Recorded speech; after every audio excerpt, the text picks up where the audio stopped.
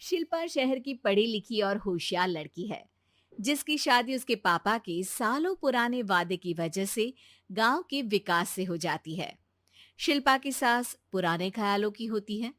अरे शहर की हो, इसका मतलब ये नहीं कि जो मन आए करोगी। घर के कुछ नियम है जो तुम्हें भी मानने पड़ेंगे। हाँ। मम्मी, मुझे रीति रिवाज से कोई दिक्कत नहीं है, पर ऐसे नियम जिनका कोई मतलब ना बने, वो तो गलत है। हाय, देखो तो। अरे घर आए एक दिन पूरा नहीं हुआ और सास से जुबान लड़ाना भी शुरू। नई हो, बहू हो, अपनी हद में रहना सीख लो। हाँ। इतने में विकास भी वहां आ जाता है। माँ, मुझे लगता है शिल्पा को घर रहने की जगह दुकान चलना चाहिए। इसकी नई चीजों की समझ और सोच हमारे बिजनेस के लिए बहुत अच्छी रहेगी। बेटे की बात सुनकर माँ को बहुत गुस्सा आ जाता है। अच्छा, अरे बीवी के आते ही तेरे तो सुर बदल गए। अगर ये दुकान जाने लगी तो गांव में क्या इज्जत रह जाएगी हमारी है? लोग क्या कहेंगे? ये कहीं नहीं जाएंगी बस। हाँ। माँ के आगे और कुछ बोले बिना विकास वहां से चला जाता है और सास शिल्पा को घर के कामों में लगा देती है।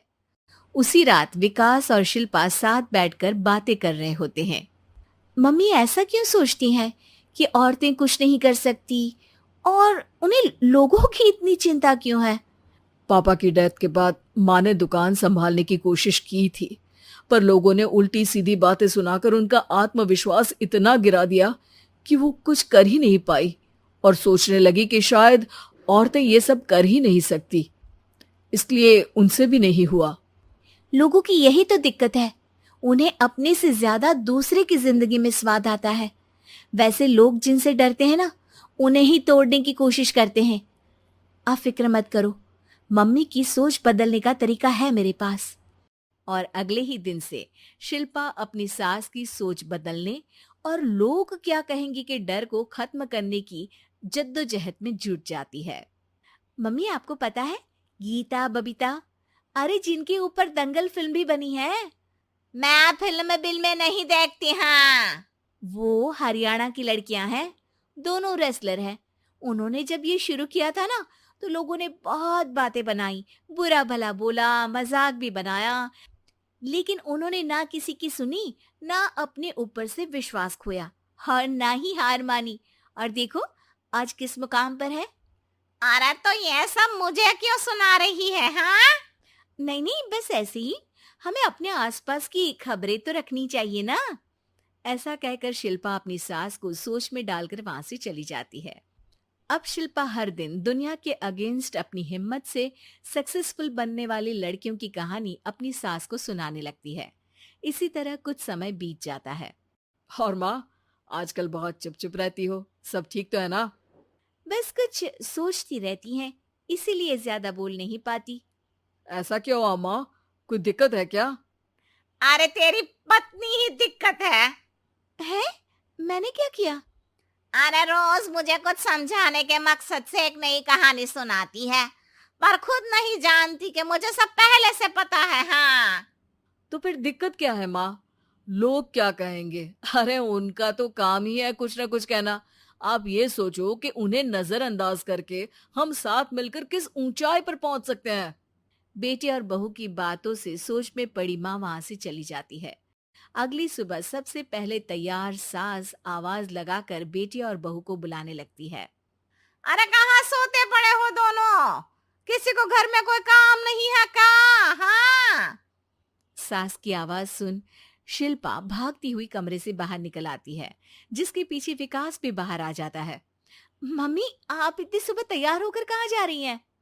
अरे किसी नई शुरुआत से पहले भगवान का आशीर्वाद बनता है या नहीं? मैं सीधा दुकान जाऊंगी, तुम काम निपटा कर आ जाना है। सास की बात सुन शिल्पा और विकास खुशी से फूले नहीं समाते।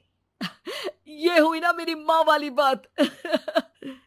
पूरा परिवार मिलकर दुकान पर काम करने लगता है, जिसमें विकास और उसकी माँ दुकान संभालते हैं, तो शिल्पा काम को ऑनलाइन डाल शहर और इंटरनेट का काम संभालने लगती है, जिसे देख गांव में लोगों के बीच गॉसिप शुरू होते देर नहीं लगती। और क्या विकास भाई, अकेले काम संभल नहीं रहा था तो नौकर रख लेते। औरतों को यहाँ लाने की क्या जरूरत थी? इन्हें घर में जो काम बोलो वो तो सही से करती नहीं, यहाँ आकर तो तुम्हें डुबा ही देंगी। अरे भाई साहब, अगर आपके घर की औरतें सही से काम नहीं करती ना, तो हमें उससे कोई लेना देना नहीं। यहाँ आपकी पंचायत के लिए किसी के पास समय नहीं है। हाँ।